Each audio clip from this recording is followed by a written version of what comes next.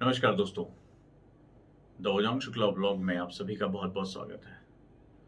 बहुत समय से एक मन कर रहा था इस बारे में बात करने को, एग्रीकल्चर इश्यूज पे क्या चल रहा है, एग्रीकल्चर के डायमेंशंस हमें कैसे देखने को मिल रहे हैं। और अभी लगातार जो ये एग्रीकल्चर बिल आया है, ये एक इस पे बहुत राजनीतिक एक खेल चल रहा है। इसमें कहा भी जा रहा है, प्रोटेस्ट भी हो रहा है कि बहुत नुकसान होगा किसानों का, या प्राइवेट कंपनियां बहुत ज़्यादा अपना कब्जा कर लेंगी।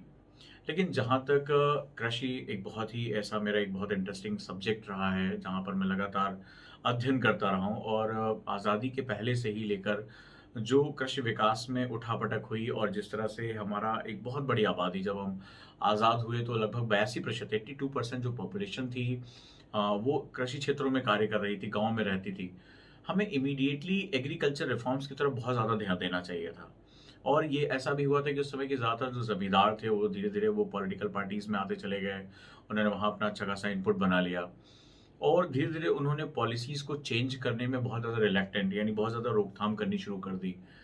नतीजा ये रहा कि बहुत ज़्यादा हमारे यहाँ भूमि सुधार जो कि बड़े पैमाने पर होने चाहिए थे, गरीबों को उनकी ज़मीन मिलनी चाहिए थी, वो नहीं मिल पाई, और लैंडलॉर्ड्स जो थे वो किसी न किसी रूप में बने रहे। ये एक ऐसी स्थिति को मैं देखता हूँ कि मतलब जो सीमांत व्यक्ति है, जो गरीब है, जब तक उसको ज़मीन नहीं मिलेगी, ज़मीन उसकी खेती का आधार है, तो जब तक वो नहीं होगा तब तक आगे नहीं बढ़ पाएँगे। और मैं भारत में जो भूमि सुधार है उसको बहुत कभी सफल होते हुए नहीं देख पाता, चाहे वो चकबंदी रही हो, हदबंदी रही हो, किसी भी रूप में। तो इसी की वजह से हमारे यहाँ जो एक बहुत बड़ा वर्ग है जिसको पीजेंट यानी किसान कहा जाता है, फार्मर भी कहा जाता है, वो ना तो उसको बैंकिंग सुविधा मिल पाती है, ना उसके पास अपनी जो सर्वाइवल के लिए उसके पास कुछ ऐसे इनपुट हैं। वो खेतिहर मजदूर है बेचारा, वो केवल जो है वो एक लैंडलेस फार्मर है। एक जो है वो लेबर के रूप में रह जाता है, जो कुछ मौसमी समय में काम करता है, बाकी समय में शहरों में जाकर रिक्शा खींचता है, मजदूरी करता है, और किसी तरह अपना जीवन पाल रहा है। बट भारत की 55% आबादी, आज इतना भी प्रयास हमने करके देख लिया, हमने industrial revolution, policies, service sector किया, लेकिन आज भी हमारी 55% आबादी कृषि के ऊपर निर्भर है। लेकिन एग्रीकल्चर की जो जीडीपी में योगदान है वो लगातार गिरता चला जा रहा है। बहुत बहुत ज्यादा चिंता का विषय है। तो यानी अब हमारे पास कोई विकल्प नहीं है। अब हमें एग्रीकल्चर छोड़ के कि हम सर्विस में चले जाएंगे, हम इंडस्ट्री में चले जाएंगे, हम बहुत बड़ा मैन्युफैक्चरिंग रिफॉर्म कर देंगे, तो 73 सालों में हम ऐसा नहीं कर पाए। आज एक बहुत बड़ी सच्चाई है कि भारत को अपने एग्रीकल्चर को रिफॉर्म करना ही पड़ेगा, क्योंकि भारत को अपनी बहुत बड़ी आबादी को रोजगार देना है, भारत को अपनी बहुत बड़ी आबादी की जो गांव की जो इनकम है उसको सस्टेन करा के रखना है। बहुत कुछ हमें ऐसा करना है जिससे भारतीय बाजार जो है उसका पेनिट्रेशन यानी उसका जो प्रभाव चित्र है वो ग्रामीण इलाके की तरफ जाए। और ये तभी हो सकता है जब हम अपने एग्रीकल्चर को उन्नत करें। और सबसे बड़ी बात जो मैं समझ पा रहा हूँ कि हमें अब कृषि की परिभाषा, कृषक की परिभाषा को बदलने की जरूरत है। अगर कृषि हमें छोटे बच्चों की किताबों से ही पढ़ाया जाता था कि भाई कृषि एक प्राथमिक व्यवसाय है, जो हमारा प्राइमरी एक्टिविटी इकोनॉमिक वो एग्रीकल्चर है, व्यवसाय है। अगर ये व्यवसाय है तो ऑब्वियस सी बात है कि इसको व्यवसाय के नजरिए से ही देखा जाना चाहिए, इसको जो है उसी रूप में इनपुट लिया जाना चाहिए। तो आखिर इसका इनपुट क्यों नहीं हो पा रहा है? ये एग्रीकल्चर जो फार्मर है वो एग्रीप्रेन्योर क्यों नहीं हो सकता? मेरी बात को ध्यान से समझिएगा कि जो एग्रीकल्चर में जो किसान है वो एग्रीप्रेन्योर क्यों नहीं हो सकता? वो खुद के लिए उद्यमिता क्यों नहीं कर सकता? उसके पास कोई जो प्रेरक तत्व क्यों नहीं है कि भाई मैं लाभ कमा सकूं? वो सब्सिस्टेंस की क्यों कर रहा है कि भाई किसी तरह मेरा गेहूं बिक जाए, एमएसपी मिल जाए, मेरा बच्चा पल जाए, मुझे कर्ज ना लेना पड़े, बस इससे ज्यादा वो सोच नहीं पा रहा। क्यों? क्या भारत जो है वो फूड प्रोसेसिंग नहीं कर सकता? भारत का किसान जो है विश्व में अपना व्यापार नहीं कर सकता, वो ट्रेड नहीं कर सकता? क्या उसके अंदर कमियां है? मुझे तो ऐसा कुछ नहीं लगता कि उसके साथ बहुत बड़ी कोई कमी है। भारत चाहे वो भैंसों के दूध के उत्पादन में, तमाम तरह के एग्रीकल्चर प्रोडक्ट्स में, तमाम तरह के प्रोडक्ट्स में भारत जो है वो सिरमौर बना बैठा है, बहुत टॉप पे हमारी पोजीशन है। उसके बावजूद भी हमारी 40% हमारा अनाज खराब हो जाता है, हमारी खाद्य फसलें खराब हो जाती हैं। हम भैंसों के दूध के उत्पादन में नंबर 1 है, फिर भी हमारे यहाँ प्रति व्यक्ति दूध की उपलब्धता बहुत कम है। तो इसके पीछे सबसे बड़ा कारण है कि हमारे पास उत्पादन तो है, लेकिन उसकी प्रोसेसिंग करना, उसकी जो लॉन्जेविटी है उसको लंबे समय तक बचा के रखना, इसका हमें बहुत बड़ा अभाव दिखाई पड़ता है। और शायद अब समय आ गया है कि हमें इसमें सुधार करने पड़ेंगे। ये डर हमारे दिमागों में बहुत गहरे तक बैठ गया है कि प्राइवेट सेक्टर कब्जा कर लेगा, बिचौलिया आ जाएगा, और जो है वो महंगाई बढ़ जाएगी। अरे महंगाई तो तब भी बढ़ती है, और बढ़ती रही है पहले भी, जब हमारे उत्पादन कम रहे हैं। आप किस भारत की तस्वीर की बात करो? वो भारत जो उत्पादन कर रहा है, जब भाई प्रोडक्शन पर्याप्त मात्रा में होगा तो कहां से तुम्हारी महंगाई बढ़ेगी? और अगर बिचौलिया है तो फिर सरकार जैसे तंत्र को खत्म हो जाना चाहिए। भाई तुम्हारा काम है कि तुम्हें जो है वो बिचौलियों को खत्म करना है, कालाबाजारी रोकनी, तुम सरकार, तुम्हारा गवर्नेंस का काम है। कानून आप बना, तो फिर आप क्या कर रहे हो? आप ये डर को जनता के ऊपर क्यों थोप रहे हो, किसान के ऊपर क्यों थोप रहे हो, उसके हाथ पैर क्यों बांध रहे हो?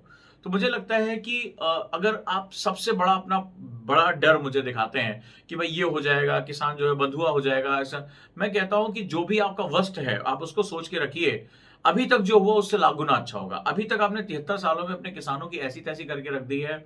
एक बहुत बड़ी आबादी को जो है बहुत गरीबी में जीने के लिए लगातार आपने बाध्य किया, मजबूर किया, और अब शायद समय आ गया है कि आपको इसमें बड़े सुधार करने होंगे। आपको उस सोच से निकलना पड़ेगा जिस सोच ने ये तक करके रखा था कि शुरुआती दौर में जब आजाद हुआ भारत, तो ये हुआ कि एग्रीकल्चर को संसाधनों की ज्यादा जरूरत है।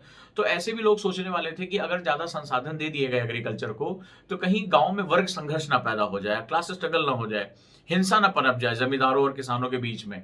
और इस डर से उन्होंने खेती किसानी को लंबे समय तक संसाधन ही नहीं मुहैया कराए।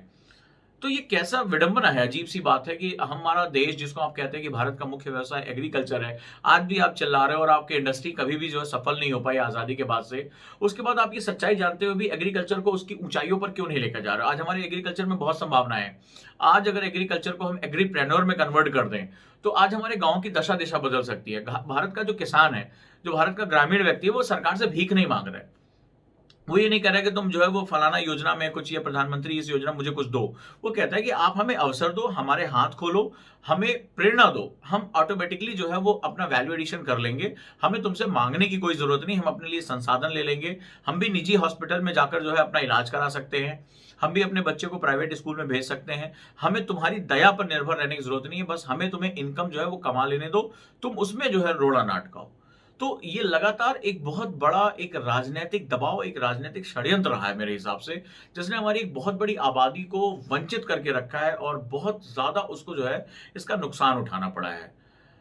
तो उजांग सर ब्लॉग में आज हम यही बात कर रहे थे, और इस पर आपकी क्या राय है? एक मुक्त मंच है, और आप भी अपनी राय को जरूर रखें, इस विषय पर अपनी बात जरूर कहें, आप क्या सोचते हैं और आपके क्या तर्क मौजूद हैं। और इस बहस को हम और आगे लेकर जाएंगे, और भी जो आज मुद्दे हमारे आए हैं उसके बारे में हम बात करेंगे। तो निश्चित रूप से एक डिबेट निकलेगी, और ये डिबेट होनी चाहिए। आज की डेट में हम, हमारा किसान जो है और हमारा जो खेती है, हमारा अन्नदाता जो है, वो कभी भी नेशनल डिबेट में रहा ही नहीं। ना नेशनल मीडिया के डिबेट में रहा। जब कोई आत्महत्या कर लेता है, कोई जंतर मंतर पे धरना देता है, तभी शायद मीडिया उसको कवरेज भी करती है। अदरवाइज वो रिया चक्रवर्ती, सुशांत सिंह और इन सब के वो केस से बाहर ही नहीं निकल पा रही है। ऐसा लगता है कि राष्ट्र में कोई बहुत बड़ा मुद्दा अब बचा ही नहीं है। तो शायद हमारी आपकी भी जिम्मेदारी है, हम लोग इंटेलेक्चुअल लोग हैं, आप लोग एक तैयारी करते हैं, आप एक सोच रखते हैं, तो डेफिनेटली एक निर्भीक होकर आपको ये बात कहने की आवश्यकता है कि हमारा ओरिएंटेशन क्या है, हम इस विषय पे क्या रखते हैं। और ये बहुत जरूरी है कि हमारे अंदर जो प्रेजुडिस है, जो हमारे अंदर डर बैठा हुआ है, उससे हम बाहर आए, हम एक नई सोच का जो है आयाम तय करें। तो निश्चित रूप से मैं समझता हूं कि एक नया दृष्टिकोण भी है ये। नई चीजों पे हमेशा हमेशा डर लगता है। आप इस विषय पे क्या सोचते हैं, आपकी राय क्या है, ये मुझे जरूर बताएं, और इस व्लॉग के माध्यम से और किस टॉपिक पे हम डिबेट कर सकते हैं, ये भी मुझे जरूर बताते रहें। धन्यवाद।